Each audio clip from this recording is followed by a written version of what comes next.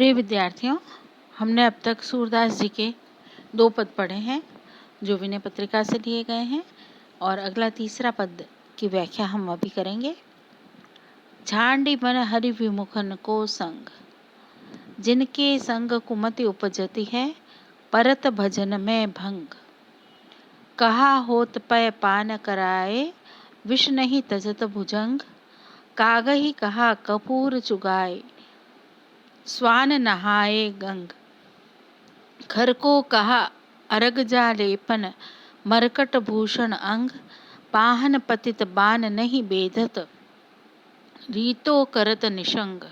सूरदास खल कालिका मरी, चढ़त न दूजो रंग। अब यहाँ पर इस पद में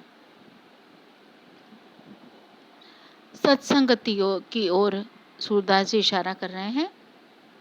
वो कह रहे हैं कि ऐसे लोग जो जीवन में भक्ति भजन में बाधा बन रहे हैं, ऐसे लोगों का साथ या त्याग देना चाहिए, ऐसे लोगों की संगति को छोड़ देना चाहिए। और इसी बात को अनेक उदाहरण देकर के उन्होंने पुष्ट किया है।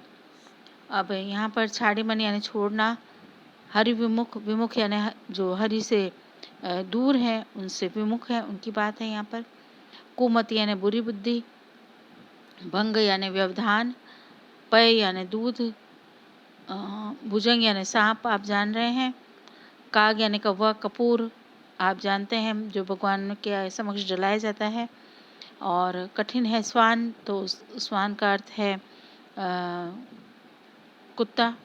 और आगे जो है इसमें खर यानी गधा, अर्गजा यानी सुगंधित लेपन, मरकट यानी बंदर और पाहन यानी पत्थर, बेदत यानी बेधना, रीतो यानी खाली होना।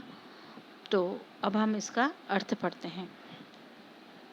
छांडी मन हरि विमुखन को संग। सूरदास जी कहते हैं कि हे मन, जो हरि से विमुख हैं, ऐसे लोगों का साथ का तू त्याग कर दे, अर्थात ऐसे लोगों को छोड़ दे। छांडी यानी छोड़ता। हे मन, यदि तुम्हारी संगति में ऐसे लोग हैं जो हरि से विमुख हैं, तो ऐसे लोगों के संग को, उनके साथ को तू त्याग कर दे, छोड़ दे। जिनके संग कुमति उपजती है, परत भजन में भंग। ऐसे लोग जो दुष्ट प्रवृत्ति के हैं और जिनके साथ रहने से कुमति यानी बुरी बुद्धि उपजती यानी उत्पन्न होती है और भजन में भंग व्यवधान पड़ता है, तो ऐसे लोगों का साथ तो छोड़ दे। और सामान्य जीवन में भी हम देखते हैं, हम जब किसी एक उद्देश्य की तरफ, लक्ष्य की तरफ जाते हैं और अगर बुरे व्यक्ति हमारे साथ हैं, जिनकी मानसिकता अच्छी नहीं है या नकारात्मक व्यक्ति साथ हैं, तो हमारे उद्देश्य की पूर्ति में कठिनाई होती है। तो वैसे ही वो कह रहे हैं कि जिनके संग कुमति उपजती है, जिनके साथ रहने से बुद्धि हमारी जो है वो खराब होती है और हमारी प्रवृत्ति स्वभाव खराब होता जाता है और वो ईश्वर के भजन में बाधा बनते हैं, उद्देश्य प्राप्ति में बाधा बनते हैं, तो ऐसे लोगों का साथ त्याग दे। उदाहरण देकर वो कह रहे हैं, कहा होत पय पान कराए, विष नहीं तजत भुजंग। यदि वे कहते हैं कि सांप को दूध का पान कराने से, अमृत के समान जो दूध का पान है उसको कराने से क्या लाभ हो, विष नहीं तजत भुजंग, जबकि सांप जो है वह अपने विष को त्यागता नहीं है। दूध का पान करने के पश्चात भी सांप बदले में विष ही प्रदान करता है। तो वो कहते हैं कि यह निश्चित है कि जब सांप की जो प्रवृत्ति है वह दूध को पीने से भी जाती नहीं है, क्योंकि सांप जो है वह अपने विष को त्यागता नहीं है। कागई कहा कपूर चुगाए, स्वान नहाए गंग। कौवा जो प्रायः गंदी वस्तुओं के अंदर को ही खाता है और उसी में आनंद लेता है, अगर उसको कपूर चुगाया जाए तो भी कोई लाभ नहीं होता है। स्वान नहाए गंग, स्वान यानी स्वान को, कुत्ते को यदि गंगा में नहलाएं तो भी उससे कोई लाभ नहीं होता है। तो वह ये उदाहरण देकर कह रहे हैं कि कौवे को अगर हम श्रेष्ठ पदार्थ भी दें तो भी वह नहीं उसको स्वीकार करता है और अपनी प्रवृत्ति का त्याग नहीं करता है। और कुत्ते को भी नहलाया जाए गंगा में तो भी वह बदलता नहीं है और उसका जो स्वभाव है वह वैसे ही रहता है। खर को कहा अरक जा लेपन मरकट भूषण अंग। इसी प्रकार से यदि गधे को सुगंध का लेपन कराया जाए तो उसका कोई लाभ नहीं होता है, वह वैसा ही रहता है। और बंदर को यदि आभूषण पहना दिए जाएं तो वह भी उछल कूद करता है, वह आभूषण के मोल को नहीं जानता है, तो इसलिए उनको आभूषण पहनाना भी उचित नहीं है, अर्थात वह पहनाने का कोई लाभ नहीं है।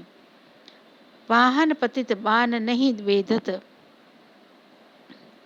रीतो करत निशंग। अब यहाँ पर मुझे लगता है कि एक लाइन जो है वह नहीं है। यहाँ पर एक हाथी का भी उदाहरण दिया गया है कि हाथी जो है वह भी उसको भी नहलाया जाए लेकिन वह बार बार कीचड़ अपने ऊपर ही डालता है। अब आगे उदाहरण देते हैं कि पाहन पतित बान नहीं बेधत रीतो करत निशंग, कि इसी तरह पत्थर पर, पाहन यानी पत्थर पर बाण जो है नहीं बेतत, कितने भी बाण चलाओ तो वह उसके ऊपर असर नहीं होता है, जबकि ऋतु यानी खाली हो जाता है, निशंग जो तरकश है वही खाली होकर गिर जाता है। अब यहाँ पर उन्होंने पतित का उदाहरण दिया है कि पाहन पतित, कि पाहन जो पतित की भांति है, अर्थात पतित व्यक्ति जो नीचे गिरता है वो ऊपर नहीं उठता है और पतित व्यक्ति के ऊपर कितने भी सुधार कार्य किए जाएं वह अपने ऊपर सुधार होने नहीं देता है, वह सुधरता नहीं है। तो वैसे ही कहते हैं कि पाहन जो है, जो कठोर है, पतित के समान ही है, उसके ऊपर चाहे कितने ही तीर चलाए जाएं लेकिन उसके ऊपर कोई असर नहीं होता है। सूरदास खलकालिका मरी चढ़त न दूजो रंग। सूरदास जी कहते हैं कि दुष्ट लोगों की जो प्रवृत्ति है वह काले कंबल की तरह होती है जिस पर कोई दूसरा रंग चढ़ता नहीं है। खल यानी दुष्ट, कारी यानी काली, कामरी यानी कंबल। सूरदास जी कहते हैं कि दुष्ट प्रवृत्ति के जो लोग हैं उनके ऊपर कितना भी उनको सुधारने का प्रयास किया जाए लेकिन उनकी प्रवृत्ति काले कंबल की भांति होती है जिस पर कोई दूसरा रंग नहीं चढ़ता। तो इस प्रकार से यहाँ पर कवि ने सत्संगति के महत्व को बताया है। यहाँ पर दुष्ट प्रवृत्ति के लोग जो हैं किस प्रकार से अच्छे व्यक्ति को भी नष्ट करते हैं और अपनी प्रवृत्तियों का त्याग नहीं करते, इस ओर संकेत किया है। विभिन्न उदाहरणों के द्वारा काग के, कौवे के, सांप के, बंदर के, पत्थर के उदाहरणों के द्वारा अपनी बात को उन्होंने पुष्ट किया है और सत्संगति पर बल दिया है। भक्ति रस की यहाँ अभिव्यक्ति है और ब्रज भाषा का सुंदर प्रयोग उन्होंने किया है। धन्यवाद।